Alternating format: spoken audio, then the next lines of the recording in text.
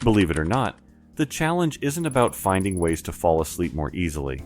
Instead, it's about how to get back to sleep when you wake up in the middle of the night. Alright, let's look into this a bit further. It is astounding that up to 60% of people struggle with insomnia each year. Most seem to wake up between 2 and 3 in the morning and find it almost impossible to fall back asleep. We're going to dive into several things you can try tonight that can help you fall asleep when you wake up in the middle of the night. This just might change your life, so stay tuned. Interestingly, this phenomenon is rooted in your biological makeup. Allow me to explain. When trying to fall asleep at night, your core body temperature actually experiences a gradual increase, reaching its peak at around 10:30 at night. After that point, it starts to drop, signaling your brain to release melatonin, the chemical in the brain that makes you feel sleepy. This process is important because as your body temperature continues to decrease, there comes a point when it starts to rise again. This upward shift leads you into a lighter phase of sleep, and guess what time it is when this typically happens? Somewhere around 2 to 3 o'clock in the morning. It's worth noting that this is not a unique occurrence that only affects you. It's biological in nature and affects everyone, although not everyone struggles with getting back to sleep once they've awakened during this lighter phase of sleep. If you happen to find it difficult to fall back asleep, let's explore some strategies to address this problem. But before we look into what you should do, let's quickly talk about what you shouldn't do. Namely, don't look at the clock.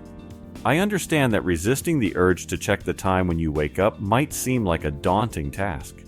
But, and I know, that when we look at the clock in the middle of the night, we start to do a mental calculation of how many hours we still have before we have to wake up. It's 3 in the morning now, and I need to be up at 6:30. That only leaves 3.5 hours of sleep.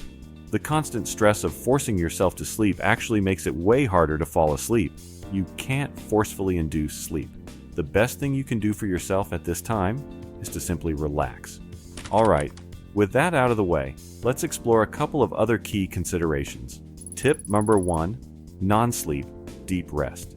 We've now learned the concept of non-sleep deep rest, popularized by the neuroscientist Dr. Andrew Huberman. This involves lying in bed in a dark, quiet space, and you're not moving.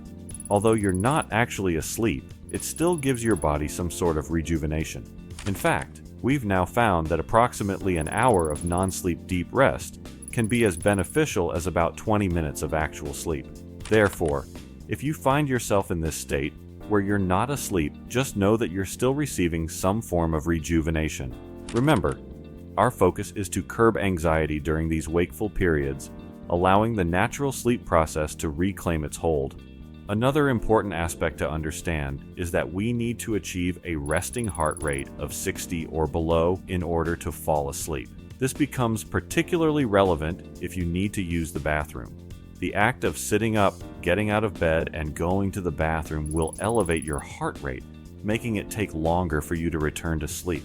So, if you can go to the bathroom before you go to bed, and if you can manage without visiting the bathroom when you wake up in the middle of the night, it's advisable to do so. Tip 2. Experiment with the 4-7-8 breathwork.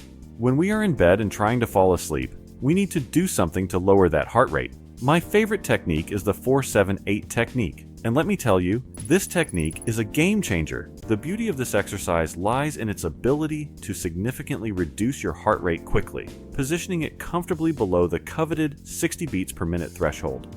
The 4-7-8 breathing technique works like this: a gentle inhale for a count of 4 seconds, then a calm pause for a count of 7 seconds, followed by an equally serene exhale spanning 8 seconds.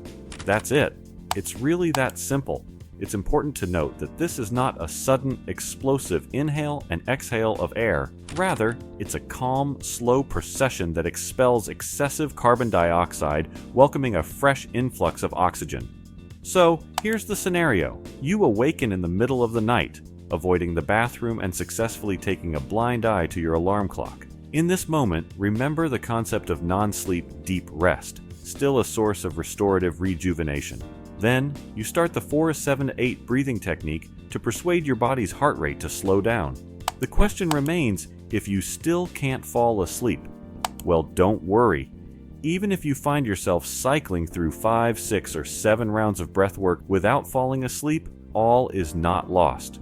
Chances are, this is not your first night where you stayed up all night long, and number 2, lying there in bed is still some sort of rejuvenation. I do want to give you some troubleshooters if your wakefulness extend beyond what you're comfortable with. Firstly, if you can help it, don't get out of bed. A lot of people will get up, wander about, maybe pull out their phone, or read a book. These are probably not the best ideas. Staying in bed, coupled with practicing the 4-7-8 technique, will be your best bet at falling asleep. So, the next time you wake up in the middle of the night, try out these simple tips out for yourself. Let us know in the comments below if you've learned something new, or if you have other techniques you're using to whisk you back into dreamland in the dead of the night. Thanks for watching, and as always, sleep well.